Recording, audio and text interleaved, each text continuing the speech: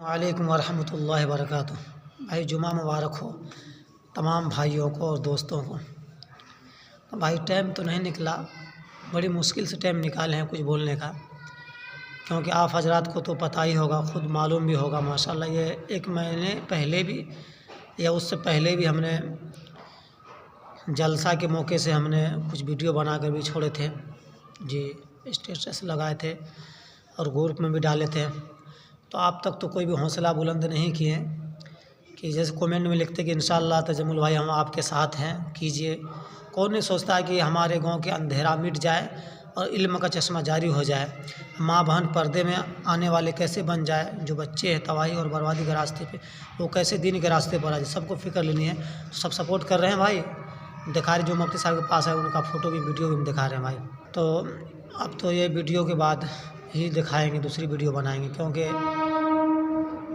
50 second का 55 second का ही होता है, उतना बोल नहीं पाते हैं। कोशिश तो करते लेकिन आगे अभी 1 मिनट से ज़्यादा निकल गया है, कुछ सेकंड हो गया है।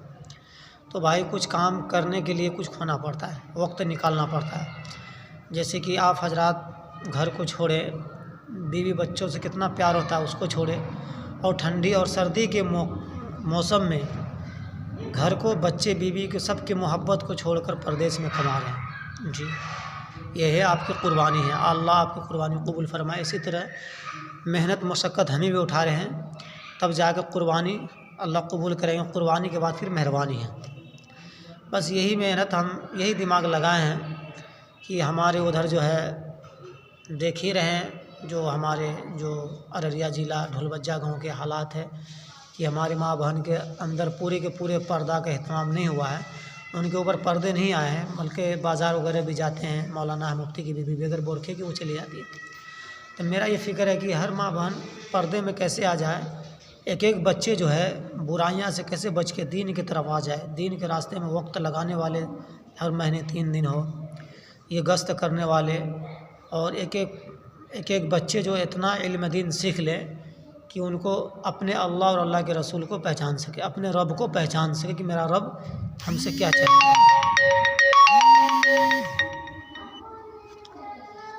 मेरा रब इससे हमसे अभी क्या चाहता है, और हमें और आपको पैदा करने का मेरा रब को मकसद क्या था, अल्लाह को क्या मकसद था, हमें क्यों भेजा इस दुनिया में, अपने रब को पहचान ले। बस यही फ़िक्र है।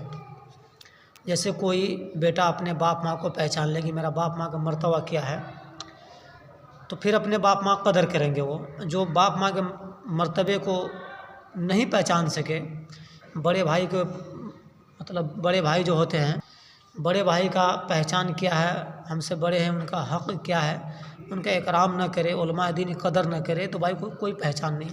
बस मोटी सी शॉर्टकट में बता रहे हैं कि कैसे अंधेरी मिट जाए, मतलब कि बददीनी ख़त्म हो जाए हमारे गाँव से। यहाँ तक कि पूरे मुल्क का जो हम नियत किए हुए हैं कि अल्लाह पूरे मुल्क की बददीनी को ख़त्म फरमा दे, दीन को आम फरमा दे, अंधेरे को मिटा दे, बस दीन का चश्मा जारी कर दे।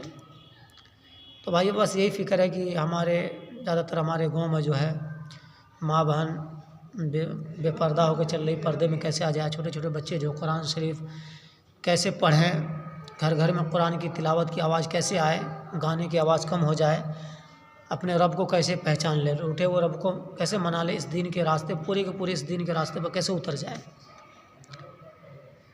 तो बस इनकी फ़िक्र है। तो आप लोग सपोर्ट कीजिए, हम जलसा करवाने वाले भाई, जिस जगह जलसा हो उलमाए कराम जाएंगे, बहुत दूर दूर से आएंगे उलमाए कराम। क्या पता उस ज़मीन को अल्लाह कबूल कर ले जिस ज़मीन पर हुजूर पाक सल्लल्लाहु अलैहि वसल्लम की हदीस मुबारक का बयान हो, जिसको कहते हैं, जिसको आप कहते हैं दीन की मजलिस। दीन की मजलिस कितनी बाबरकत मजलिस होती है कि फ़रिश्तों का कतार लग जाते, इतने फ़रिश्ते अल्लाह उतार देते हैं कि चारों तरफ से घेर लेते फोर्स की तरह, रहमतें नाजिल फरमा देते हैं, सकीना चारों तरफ से ढांप लेते हैं।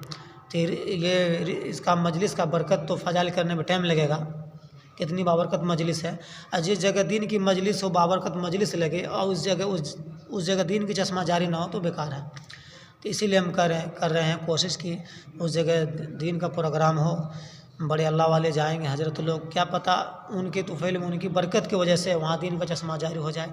बस आप लोग सपोर्ट कीजिए, एक एक रुपया अभी से डालिएगा तो इंशाअल्लाह, एक एक रुपया अभी से आप डालिएगा तो 4 महीने टाइम है, रमज़ान के 10 दिन के बाद जलसा का प्रोग्राम रखे हैं। तो 1-1 रुपया भी डालेंगे तो हमने दिमाग लगाएंगे 1000 रुपया होता है। तो आपको आसान तरीका बता रहे जिसमें आसान हो जाए, कुछ खर्च भी ना हो। एक बार 500-400 जो गरीब मजदूर तबके का आदमी है, मजदूरी कमाते हैं, कोई मालदार भी नहीं, बहुत सारे लोग गरीब हैं, तो जिससे कि एक बार 200-400 आप नहीं दे सकेंगे, तो बहुत सस्ता सौदा कि 10 रुपया रोज़ाना डालें, या हम पेटीएम नंबर दे रहे हैं उस पर, या अपने खाते में 10 रुपये रोज़ निकाले जान का सदका, तो 1000 रुपये होते हैं, जो कि आसान हो जाएंगे। कम से कम 1.5 लाख रुपये खर्चे।